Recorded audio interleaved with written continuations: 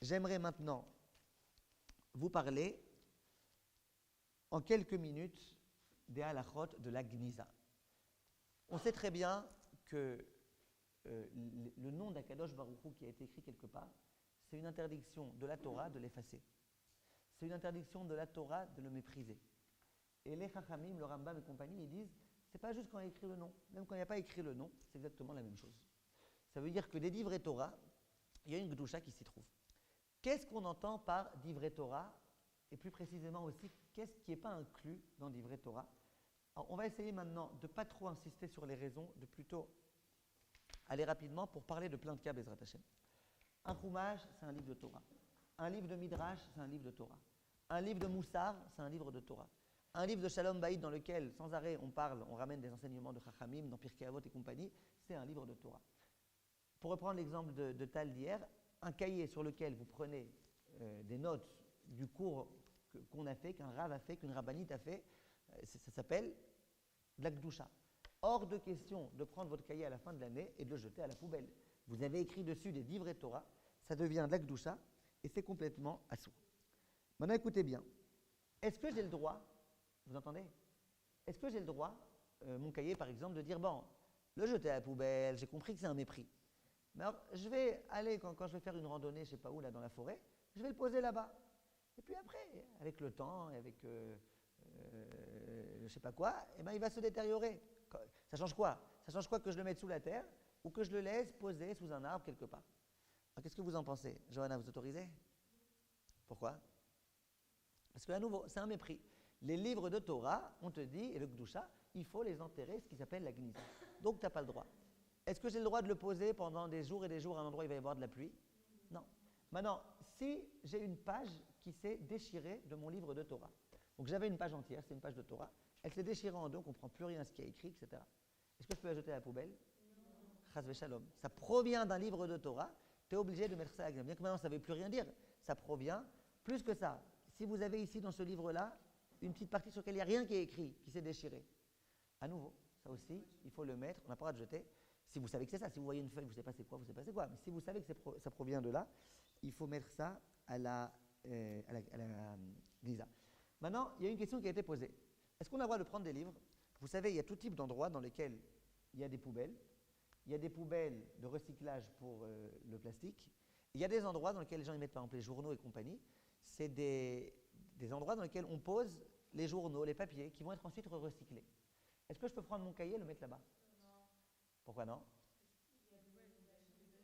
Il y a le nom d'Hachem, il va être déchiré, il va être abîmé, il va être méprisé. Et donc, tous les poskim, quasiment, ont interdit ça. Le seul qui a voulu autoriser, c'est Rav Moshe Feinstein. Il a voulu dire que s'il n'y a pas vraiment le Shem Hachem, c'est que des divrei Torah dans les cahiers et tout, il a voulu dire qu'on aurait le droit, mais il a dit, je n'accepte d'autoriser que si les gdolés, lui c'est un gadol d'Amérique, Rav Moshe Feinstein, il dit, je peux autoriser que si les gdolim d'Eretz Israël autorisent. Et les grands rachei yeshivot d'Israël. La question a été posée au Rav Wosner, au Rav Eliashiv, au Rav Nissim Karelitz, au Rav Chaim Kanievski. Personne n'a voulu autoriser. Ils ont tous dit, il est hors de question d'autoriser. Chas v'shalom, on n'autorise pas une chose pareille. D'accord? Maintenant, et Bichlal, le Rav Moshe Feinstein lui-même, il y a des poskim qui se sont interrogés. Comment il a pu vouloir autoriser ça? Alors que lui-même, il dit attention, quand tu écris des hazmanot, des invitations pour les mariages, n'écris pas de psukim, parce qu'après, ça risque d'être jeté, etc. Il dit, mais toi-même, tu dis que c'est pas grave de cette façon. Cette question a été posée au fils du Rav Moshe Feinstein. Il dit, je ne sais pas, c'est une très bonne question. Moi, en tout cas, je n'ai pas compris cette question. Le problème qu'il y a avec les invitations, c'est qu'elles vont être mises à la poubelle, pas dans du recyclage, à la poubelle. Alors que lui, ce qu'il a voulu peut-être autoriser, c'était de mettre dans un truc de recyclage. Je n'ai pas très bien compris la question qu'on a posée au fils du Rav Moshe Feinstein. En tout cas, les maaseh, on n'autorise pas ça. On doit mettre forcément à la Gniza. On n'est pas dans les halachot du vol ici. On les a déjà abordés l'autre fois.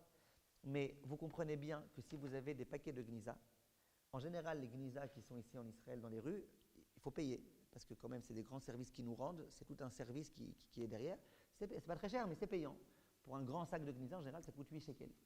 Il y a des gens qui disent, Ma'abaya, je vais prendre mon sac de Gniza, je vais le poser au Beth Knesset d'à côté. Et puis eux, ils s'occuperont de la Gniza. Vous êtes d'accord que c'est du vol? Parce qu'eux, ils devront payer, le Beth Knesset, il devra payer. Donc il n'y a aucune raison de prendre ta poubelle, bien que là, ce n'est pas du tout une poubelle, mais de prendre ta poubelle, de la mettre chez le voisin pour que lui, là, il la jette, ma pitome. Vous comprenez ce que je veux dire? Donc ça, c'est hors de question. Il ne faut surtout pas s'amuser à faire ces choses-là. Quand tu vois un petit Alon dans le Beth Knesset, tu n'es pas obligé de le prendre. Tu peux le laisser si ça ne t'intéresse pas. Mais si tu le prends et que tu veux le lire et que tu veux t'en servir, après, ne le remets pas au Beth Knesset pour qu'eux, ils payent. Pourquoi? C'est à eux de payer, pas à toi. D'accord. Maintenant, je continue un petit peu. La couverture d'un livre. La couverture d'un livre, disons que le livre il s'est complètement déchiré, maintenant il n'y a plus que la couverture. Ou j'ai un cahier, il s'est déchiré, j'ai plus que la couverture. Est-ce que la couverture, il faut la mettre à la Gnisa? Disent les poskim, oui. La couverture, elle fait partie intégrante du livre. La couverture, elle est nécessaire pour que le livre il se maintienne. Elle fait partie intégrante du livre. La couverture, oui. Pareil, le scotch. Imaginez qu'ici, ça se soit déchiré. J'ai mis du scotch. Le scotch, son but, c'était de faire en sorte que le livre il puisse rester en état. Et bien, ce scotch, dorénavant, pas un scotch pour 2 minutes, un scotch qui est censé rester longtemps. Ce scotch, il est venu pour servir le livre. Il fait partie intégrante du livre. Tous les grands poskim disent que ce scotch, si à un moment donné il se défait, il faut le mettre à la Gnisa. Par contre, dans certaines sifriotes, pour pouvoir retrouver facilement les livres, il y a une petite étiquette qui est collée, écrit numéro 1, numéro 2, numéro 10, numéro 105. Ça, les poskim, c'est pas la peine de mettre à la Gnisa. Vous savez pourquoi? Il a fait exactement, très très bien, vous avez très très bien dit. Rav Yashiv, il dit, ça ne vient pas au service du livre, ça vient à mon service à moi. Sur le truc lui-même, il n'y a rien écrit. Il n'y a pas écrit des livrets Torah. Donc ça, ce ne sera pas bien. Pareil, un petit post-it. Léa, tiens, vous prenez un petit post-it, et puis à chaque fois quand vous êtes par Parashat Bamidbar, vous le mettez là. Quand vous êtes à Nassau, vous le mettez là. Est-ce que ça faut le mettre à la Gnisa ou pas? Hein, que vous dites, Sandra? Ce post-it, se met à la Gnisa? C'est pas la peine. Pourquoi c'est pas la peine? Parce que, à nouveau, comme elle a dit Léa, il vient à mon service et pas au service du livre. Maintenant, imaginez un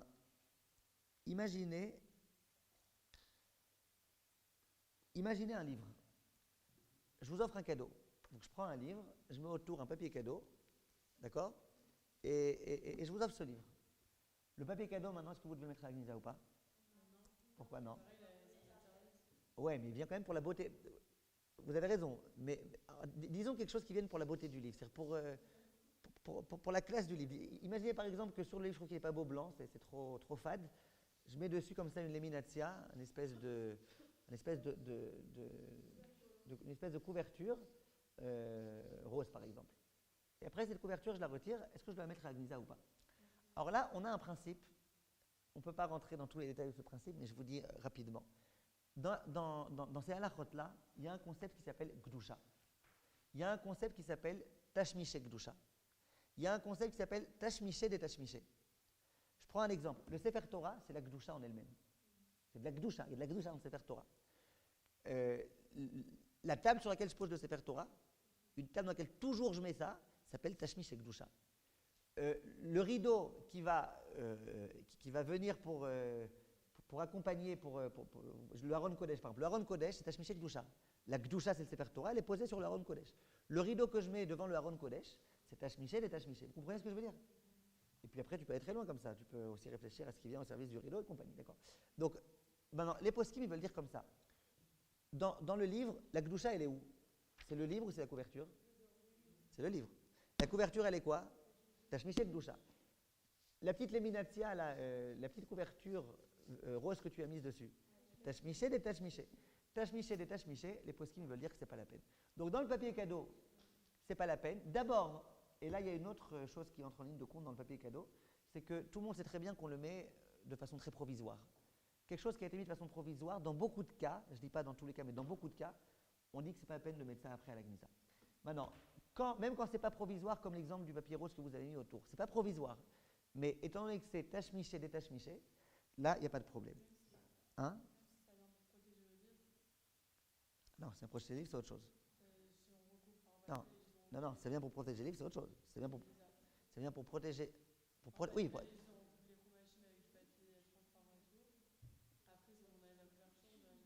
ouais, mais là, ça vient pour protéger. Là, c'est différent. C'est un protéger, c'est vraiment pour le bien du livre. C'est un peu comme la continuation de la couverture. Maintenant, regardez. Imaginez, j'arrive à l'étagère, très bien. Imaginez un classeur. Écoutez bien, je vais vous étonner là, écoutez bien. J'ai un classeur qui est exprès pour des livrets Torah. Vous avez acheté en début d'année pour un classeur exprès livrets Torah. Donc le classeur au début c'était rien. Maintenant, les pages que tu mets, a priori tu aurais pu dire c'est rien.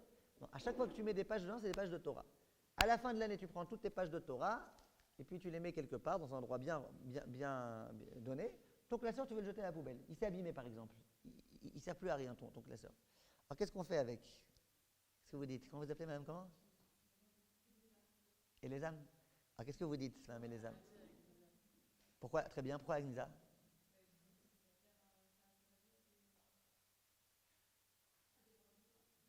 Ça sert, exactement. Ça veut dire, venez réfléchir très bien.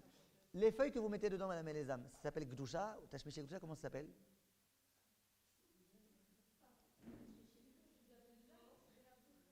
Après, on m'avait dit les âmes. Et les âmes? Ah, votre prénom, madame Benamou? Benabou? D'accord. Vous prenez, madame Benabou, j'avais un prof de physique qui s'appelait les âmes. Vous prenez une feuille, d'accord? Vous prenez une feuille. Vous prenez une feuille que vous mettez dans le classeur. Sur votre feuille, vous avez écrit le cours d'aujourd'hui. Cette feuille, elle est quoi? Elle est Gdusha ou Tashmish Gdusha? Gdusha? Vous êtes tous d'accord ou pas avec Mme Benabou? Vous n'êtes pas d'accord? Mademoiselle Abou, vous êtes d'accord avec Mme Benabou? Oui ou non? Vous m'avez mis à bout là, hein? C'est quoi? C'est quoi? Pourquoi Tashmish Gdusha? La feuille, je parle, la feuille. La feuille sur laquelle vous écrivez les livrets Torah.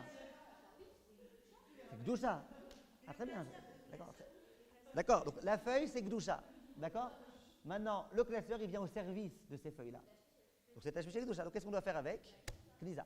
Maintenant, je vous pose une question. Oui, qui est-ce qui va participer encore? Qui est-ce qui va participer? Ah, vous êtes venu, Chani, je ne vous ai pas vu. En général, vous êtes assise là, c'est la caméra qui vous a pris la place là. Alors, Chani, je vous pose une question. Est-ce que vous avez le droit, les intercalaires, vous êtes d'accord que vous avez un classeur, vous avez des feuilles, vous avez des intercalaires. Donc, sur l'intercalaire, il y a écrit cours de halakha, cours de hashkafa, cours de machin. Est-ce que l'intercalaire, vous devez ajouter à la Gnisa ou pas? Hein? Pourquoi non?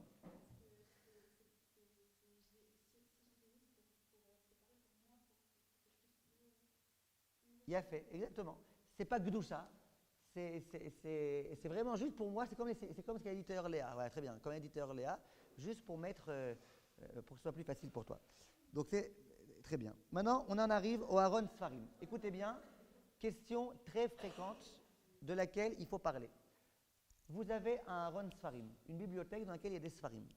Vous voulez poser votre café 5 minutes là-bas, le temps qu'il se refroidisse. Il n'y a pas de risque qu'il tombe sur les livres qui les allument, sinon c'est sûr que ce sera interdit. Est-ce que vous avez le droit de poser votre café là-bas? Vous voulez poser un stylo là-bas? Vous voulez poser vos lunettes? Est-ce que vous avez le droit ou pas? Hein? L'autre Chani, qu'est-ce que vous dites? Qu'est-ce que vous dites? Qu'est-ce que vous dites? Elle est où Chloé? Chloé, qu'est-ce que vous dites? Vous avez un Aaron, une bibliothèque, dans laquelle vous posez des Sfarim. Les Sfarim, ils arrivent ici. Vous avez ici un peu de place. Vous pouvez poser un stylo ici ou pas? A priori, poser un stylo, c'est un tashmish roll, c'est une utilisation profane. Alors que cette chose-là, elle a été spécifiée, pourquoi? Pour mettre des Sfarim. Réponse, les poskim, ils autorisent. Hein? Question, pourquoi? Alors écoutez s'il vous plaît, comme ça on peut terminer ce sujet tranquillement. Question, pourquoi? Alors le Chazon Ish, lui, il dit, vous savez pourquoi? Et il donne la réponse que j'ai donnée tout à l'heure à Bathsheba. Il dit de la même façon que cette table-là, c'est pas vrai de dire qu'elle est faite que pour poser les sfarim. Vous voyez bien, là, il y a quelque chose qui a été posé. Il y a mon chapeau qui a été posé, c'est pas vrai. Donc jamais j'ai pensé réserver cette table à ça. Et c'est la raison pour laquelle j'ai dit tout à l'heure à Bathsheba que quand il n'y a rien, tu as le droit même de t'asseoir dessus. De la même façon, dans le cas où j'ai un madaf sur lequel je mets des sfarim, le Chazon Ish dit, depuis le début, quand tu as mis ce madaf, quand tu as mis cette bibliothèque à la maison, tu savais bien que parfois tu devrais poser un stylo, le jouet d'un enfant, un petit quelque chose, une tétine. Tu savais très bien. Donc jamais tu as réservé ça que pour les sfarim. Ça, c'est le Chazon Ish.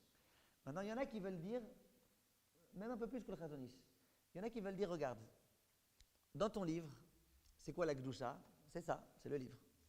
La couverture, c'est Tashmish Gdusha. Maintenant, qu'est-ce qui va être en contact avec le madaf? Parce que, attention, quand on parle de Gdusha, Tashmish Gdusha, c'est très important de savoir qu'est-ce qui touche quoi. Si ça ne touche pas, ça ne s'appelle pas. Donc là, qu'est-ce qui touche? C'est le tashmiché Gdusha. Donc le madaf, il est tashmiché, détashmiché.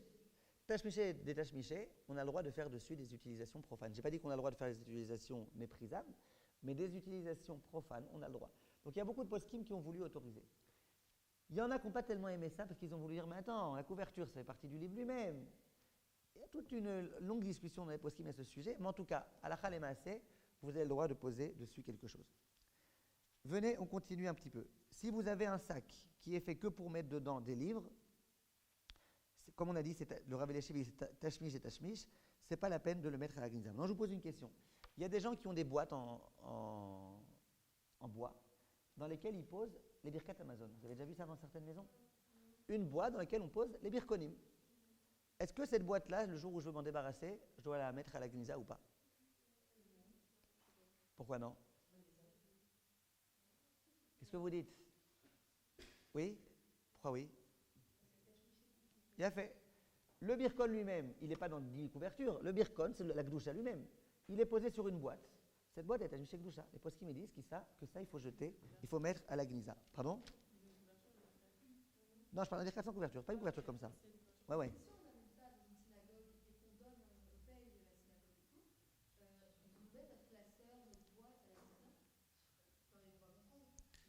Il n'y a pas, ça n'existe pas à la synagogue. Si vous avez une gnisa, vous ne la mettez pas à la synagogue. Si vous avez une gnisa, vous la mettez ici, dans tous les coins de rue à peu près.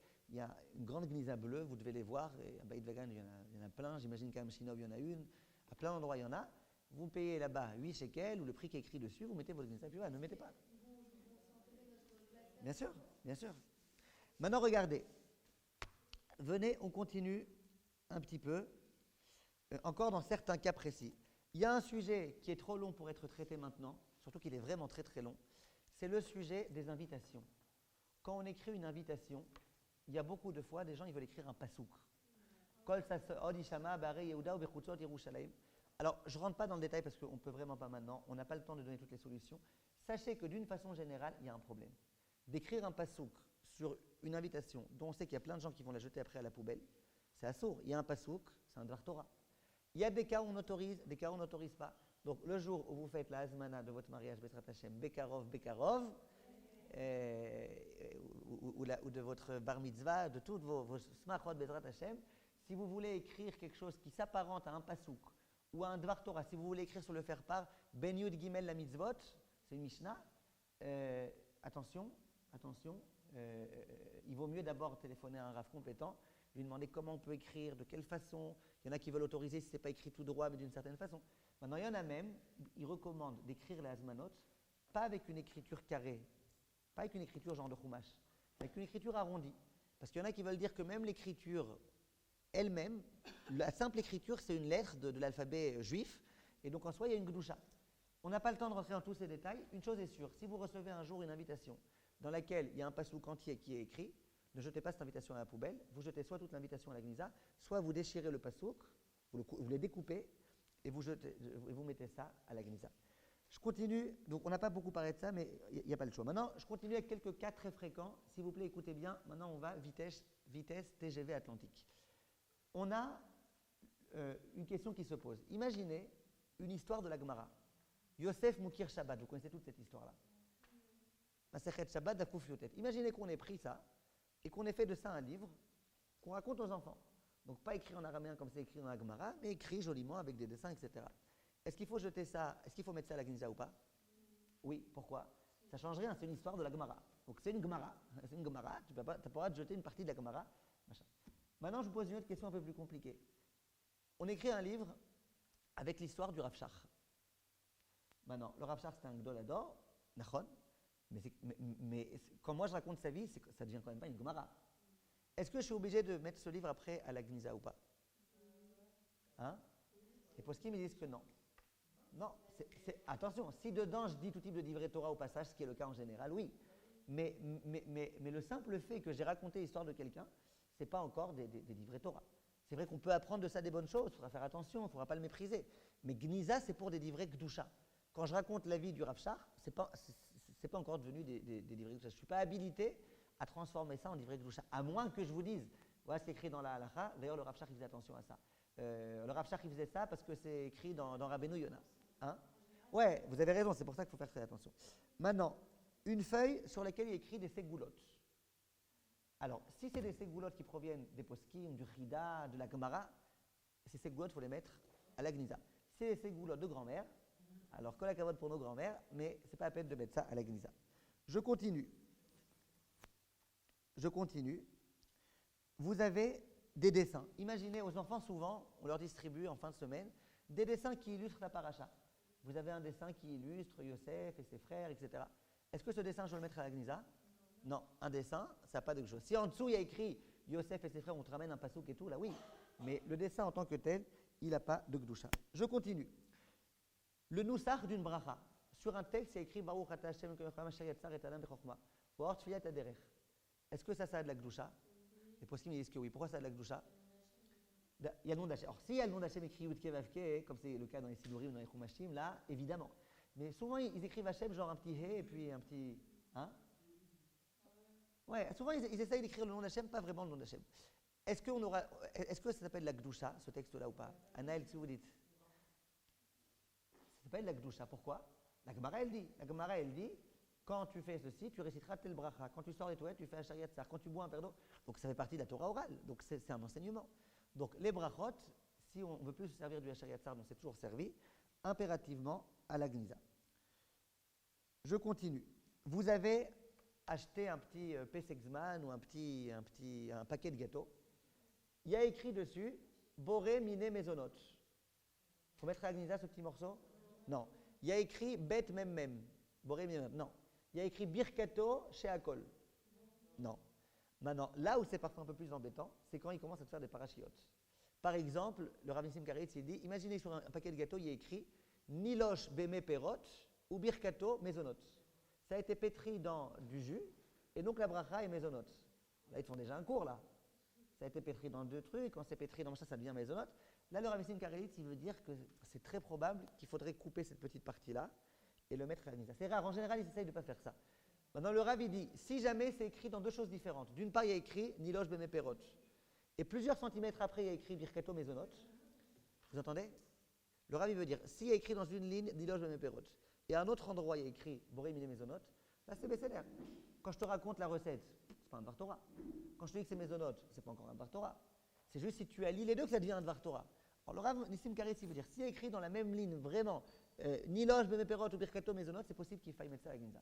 S'il y a écrit d'un côté Nilosh Beme Perot, et qu'il y a un espace, et qu'ensuite il y a écrit Birkato Maisonot, c'est pas forcément l'appel. Maintenant, il nous reste 1 minute, donc je finis juste avec encore un ou deux petits points. Vous avez une très jolie photo du Razonish. Au bout d'un moment, vous ne voulez plus de cette photo parce qu'elle s'est un peu déchirée, il y a eu un problème. Est-ce que vous pouvez la jeter à la poubelle? À la Gnisa? Non. Réponse, ce n'est pas à peine posée à la Gnisa. La photo d'un Rav, ça ne s'appelle pas Tashmiché Gdusha. Maintenant, poubelle, ce n'est pas très joli pour le Rav. Donc on essaye de faire en sorte que ce soit plus joli. Donc en général, ce qu'on conseille dans ce genre de cas, c'est avant de mettre ça à la poubelle, de mettre ça d'abord dans un sac opaque, de sorte à ce qu'on ne voit pas qu'on a jeté le Razonish à la poubelle. D'accord? La photo d'un Rav. Il y a une question, on me l'a plein de fois posée. Tu trouves une kippa, enfin, tu as une kippa. Ta kippa, elle est vieille. Est-ce que tu es obligé de la mettre à la Gnisa? Alors, la réponse, la kippa, c'est pas kadosh. Hachem, il t'a demandé de mettre une kippa, dans Chachamim, ils t'ont demandé. Mais la kippa en elle-même, elle a rien de kadosh, c'est un vêtement. Et la preuve, c'est que tu n'es pas obligé de mettre une kippa d'une certaine couleur, d'une certaine machin, une kippa. Tu as besoin de te couvrir la tête, juste. J'ai toujours répondu ça. J'ai vu dans le livre Ginza à Kodesh, il raconte qu'il a été posé la question à Rav Nissim Karitz. Et que le Rav, il lui a fait la grimace. Il dit, mais pourquoi tu me poses la question, Bichlal? Quand on est un Talmid Chacham, on ne peut pas poser à un Gdolador une question qui est une question idiote. Le Rav lui a dit, mais pourquoi tu me poses la question, Bichlal? Tu as une Ava Amina, ça pouvait te venir à l'esprit qu'il fallait jeter une kippa à la Gnisa. Quel rapport? Maintenant, attention, si dans la Gnisa, vous mettez des choses qui ne nécessitent pas de Gnisa, mais c'est du zilzoul pour les livres qui sont là-bas. Là-bas, tu as plein de livres Gdoshim. Tu mets là-bas une kippa, quel rapport? Va mettre la couche d'un enfant là-bas aussi. Vous comprenez? C'est pas kavod. Donc, une kippa, ça ne se met pas à la Gnisa. Maintenant, il y a toute une longue liste de choses desquelles on devrait débattre. C'est ce qui s'appelle, non pas Gdusha, mais mitzvah. Un shofar, c'est kadosh? Non. Un shofar, c'est une mitzvah. Kadosh, c'est quand tu as écrit dessus des livrets Torah, quand tu as écrit dessus le nom de Dieu, quand tu as écrit dessus des choses. Quelque chose qui est une mitzvah, c'est pas kadosh. Le mot kadosh, il est inapproprié. Une chanoukia, c'est pas kadosh. Une chanoukia, c'est un chefetz de mitzvah. mais ce n'est pas kadosh. Un tzitzit, ce n'est pas kadosh. Tfilin, c'est kadosh, parce que dessus, il y a écrit des choses. Il y a écrit le nom de Dieu, il y a écrit des parachiotes, il y a écrit un Sefer Torah, c'est kadosh. Une mezouza, c'est kadosh. Votre cahier, c'est kadosh. Vous comprenez ce que je veux dire? Alors, quand il s'agit maintenant de tzitziot, par exemple, qui sont devenus abîmés, tzitzit, c'est pas kadosh. Tzitzit, c'est chefetz de mitzvah, mais c'est pas kadosh. Alors maintenant, tzitziot, il y a des poskim qui vont autoriser de les jeter pas à la Gnisa. Le Rama, il est mahmir d'essayer de mettre ça à la Gnisa. On ne peut pas rentrer dans tout le détail. On parlera, Bezrat Hashem, une autre fois, par exemple du srach, quand je me suis servi du srach de la souka. Le srach, c'est kadosh ou pas? Non, mais c'est tashmiché mitzvah. Ça vient servir à une mitzvah. Il y a des halachot qui sont complètement différentes entre Kedusha et Mitzvah. Donc sachez qu'un chauffard, par exemple, ça ne se met pas à la Gnisa. En tous les cas, ce n'est pas obligé. Il y en a qui le mettent et c'est bien, c'est une chumra de le mettre, mais ce n'est pas obligé. Voilà, merci beaucoup de votre attention. À la prochaine fois, Bezrat Hashem et Kol Tov.